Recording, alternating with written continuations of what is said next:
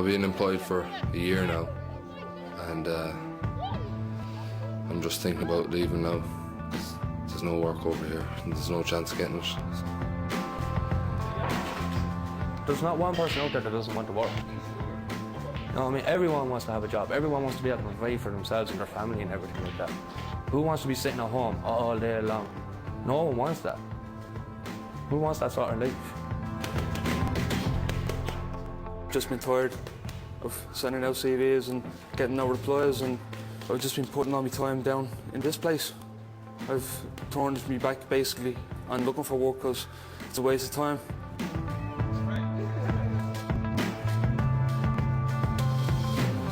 It's a sight becoming all too familiar in cities and towns across the country. Young men with nowhere to go and nothing to do as Ireland finds itself in the middle of an unemployment crisis. And it's young men that are losing out. In just 3 years, unemployment in young people under 25 has trebled to over 74,000. 50% of young men have lost their jobs compared to just 10% of the rest of the population. So is Ireland, with 1 in 3 young men unemployed and the second highest youth unemployment rate in Western Europe, failing this generation. At the height of the boom, we had about 1 in 6 workers in the country employed in construction. Now, if you think about it, not too many women are employed in construction. So that's close to 1 in 3 men workers. And when you look at the numbers again, it's young men in particular who are working in construction. So when construction has declined in terms of levels of activity, obviously young men have been those who've been first to be let off. One of those young men is Niall Kelly. After school, he tried to join the army, but when no place was available, he worked as a builder's labourer for 2.5 years before losing his job in the downturn. He managed to get 1 or 2 short-term jobs, but again lost out due to the recession. He has now been unemployed for more than a year. There's nothing really, especially in this town, there's nothing really you can do. If you're into sports, you have your GA club, you have your soccer club. But if you're not, there's actually nothing around, like just mostly just walking the streets, kicking it with your friends and stuff like that, that's it. You just trying to find anything to occupy yourself. At the end of the day, it's going to start getting to you, and you're going to start getting depressed, or you're going to start getting involved in things that you don't want to be involved in or anything like that. Apart from a short job preparation course with the local employment centre, Niall hasn't been offered any other course options. I'm signed on with FOSS and all like that. Never heard anything from them. They never rang me up. Like, I thought when you were on the dole, you had to go to FOSS. I thought FOSS did encourage you to work, like, you know what I mean? I thought they'd put you on schemes left, right and centre to keep you busy and everything like that, but I have not heard one thing from FOSS. The government says they have, increased the number of courses, and that's true. Numerically they have, but we're concerned about the actual effectiveness of some of those courses. They're short-term courses, they're online courses. We're not sure that a young guy who has been a plumber or a plasterer really wants to become a web designer. So I think we need to engage with those young men, find out really what they want to do. If a course doesn't materialise, Niall would be happy to do any work experience for his social welfare money. I don't believe in getting money for free. I don't, what's the point? Any money you ever earn, you should earn it. No matter what you do, you should be earned. We wanted a large-scale work experience programme. The government did announce a programme last April. There was only 500 places for young people under 25, totally inadequate from our point of view, and they've only filled about 280 or 90 of those places up to now. So the scale of the effort is just not sufficient to deal with the problem. We need to keep those people flowing in and out of jobs where they're picking up skills, because when there are new jobs being created, when we see an upturn in the economy, it's going to be a gradual and slow upturn, but we are going to need people who remember what it's like to work. Eddie O'Connor was in the middle of a carpentry apprenticeship when he lost his job. I started off the apprenticeship flying, no problems. Got to my 3rd phase in the apprenticeship, and this is going back around 14 months ago when my employer said to me he couldn't keep me on anymore. Since then, Eddie has been looking for work and passing his days training at the local boxing club. I have been sending out CVs. The last CV I actually sent out must have been around 3 or 4 weeks ago, because I've just been tired of sending out CVs and getting no replies. If I didn't have the boxing club, I'd say I'd probably end up going off my head. Probably end up going, meeting up with the boys, probably getting a few cans and sitting around playing computer all day or whatever. The longer young men like Eddie are left without qualifications, the harder it will become for them to re-enter the workforce. something that career guidance counsellors are acutely aware of. One of the statistics that the EU has just brought out is that people who are highly skilled, 85% of them are in employment. People who are medium skilled, 70% of them are in employment. But low skilled people, only 49% of them are in employment. So it's clearly evident that unless we bring people up to a higher level of skills and put in the incentives in our taxation system and our social welfare system, it isn't going to happen and we won't get those jobs.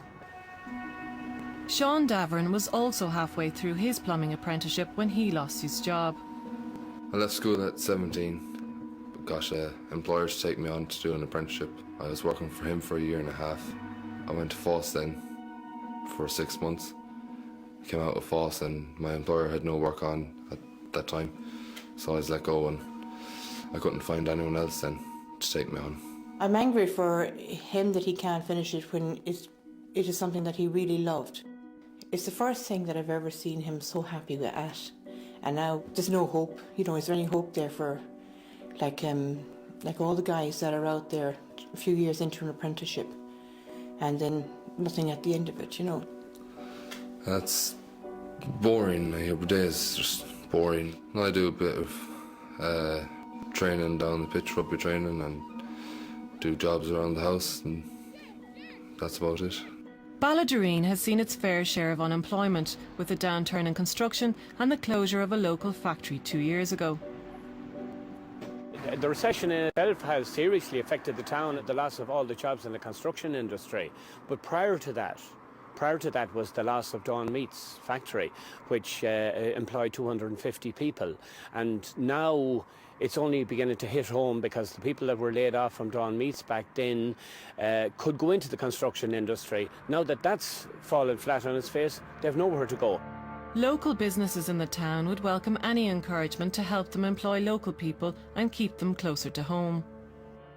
My business to employ young people, there would have to be some sort of incentive. For instance, maybe a waiver on PAYE, PRSI, we lower the ceiling on that, to give us some incentive.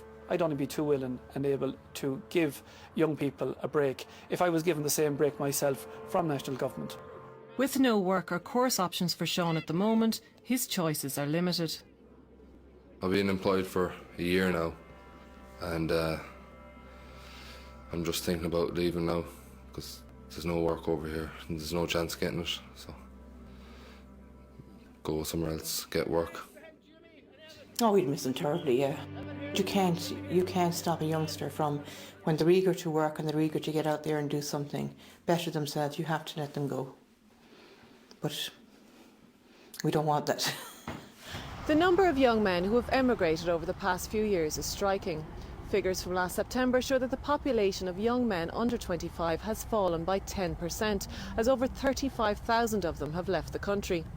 But some economists argue that emigration is not the way to solve the problem of unemployment. Ireland will always send some of its young people abroad.